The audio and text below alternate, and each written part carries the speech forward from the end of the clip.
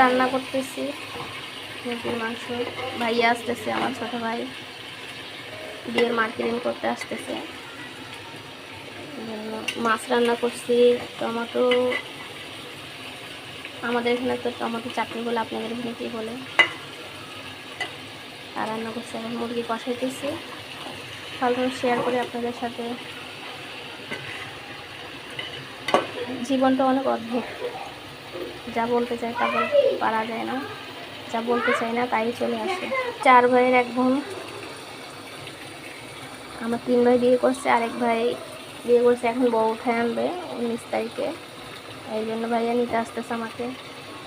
ভাবির জন্য হালকা পাতলা কেনাকাটা আছে, তো সবাই দোয়া করবেন আমার ভাই আর ভাবির জন্য, ওদের সংসার যেন অনেক সুন্দর হয়।